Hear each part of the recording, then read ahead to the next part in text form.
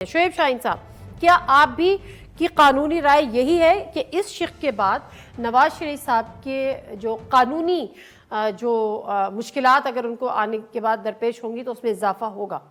دیکھیں، قانونی طور پر مشکلات جو ان کے خلاف تھیں، مثلا کہ تاحیات نااہلی کا جو ایشو تھا آرٹیکل 62(1)(f), اس اپیل کے ذریعے ان کو ایک رائٹ آف اپیل مل گیا تھا، کیونکہ اس کا اطلاق ریٹروسپیکٹیو اپلائی کر دیا تھا کہ یعنی بیک ڈیٹڈ آج سے 50 سال پہلے بھی کوئی فیصلہ آیا ہے تو اس کی بھی اپیل ودن 60 ڈیز ہو سکتی ہے۔ تو میرا خیال ہے کہ وہ تو رائٹ ختم کر دیا انہوں نے، اس میں اب وہ تاحیات نااہلی کا کویشچن تو وہ ریز نہیں کر سکتے یہاں۔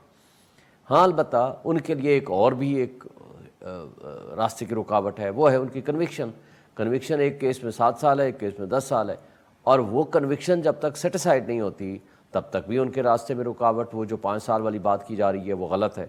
تیسرا ایک بینیفٹ دینے کی ان کو کوشش، کیونکہ یہ لا ہی بنا تھا بیسیکلی ان کے لیے نا، کیونکہ ہمارا اعتراض بھی یہی تھا کہ اس میں 3 ہمارے اعتراض تھے۔ ایک یہ تھا کہ جب رائٹ آف اپیل آپ دینے لگے ہو، آرٹیکل 185 میں رائٹ آف اپیل دیا گیا ہے آئین کے مطابق، تو یہ رائٹ آف اپیل آپ دے سکتے ہو کانسٹیٹیوشن میں ترمیم کر کے، ویسے نہیں دے سکتے۔ دوسرا ہمارا اعتراض یہ تھا کہ یہ پرسن اسپیسیفک لا ہے، یہ نواز شریف اور جہانگیر ترین کو بینیفٹ کرنے کے لیے بنایا گیا ہے۔ تیسرا ہمارا یہ اعتراض یہ تھا کہ یونیورسلی ایکسیپٹڈ ایک پرنسپل ہے کہ کلوزڈ اینڈ پاس ٹرانزیکشن اگر کوئی ہوتی ہے، یا آلریڈی ڈیسائیڈڈ ایشوز جو ہوتے ہیں، جو امپلیمنٹ بھی ہو چکے ہوتے ہیں، تو ان کو آپ ری اوپن نہیں کر سکتے۔ اب اس کی حد تک تو یہ جو پرسن اسپیسیفک والی بات تھی وہ تو چلو ٹو سم ایکسٹینٹ ختم ہو گئی، اور جو دوسرا والا کویشچن تھا کہ ریٹروسپیکٹیو اپلائی کر دیا تھا وہ بھی ختم ہو گیا۔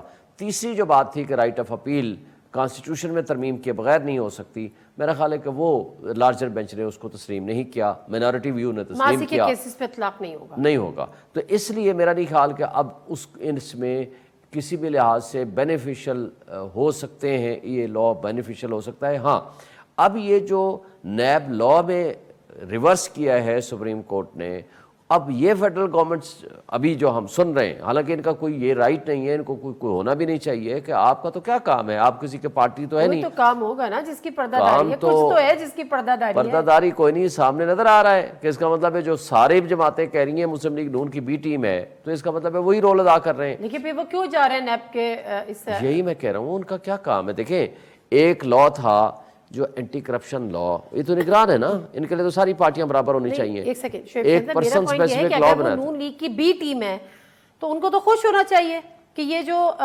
جس کو اڑا کے رکھ دیا تھا بندیال صاحب نے کہ نہیں جی نیب قوانین۔ خوش کیوں ہونا چاہیے؟ سارے کیسز میں کون پھنستے ہیں؟ نواز شریف صاحب کے وہ کیس بحال ہو گئے ہیں، شہباز شریف کے کیس بحال ہو گئے ہیں، شاہد خاقان عباسی کے کیس بحال ہوئے ہیں، اس میں کیس بحال ہوئے ہیں، اسحاق ڈار کا کیس بحال ہوا ہے، اس میں سعد رفیع کا کیس بحال ہوا ہے۔ ان سب نے کام کیا کیا تھا؟ اپنا کیس سامنے رکھا۔ ان کے وکیل کون تھے؟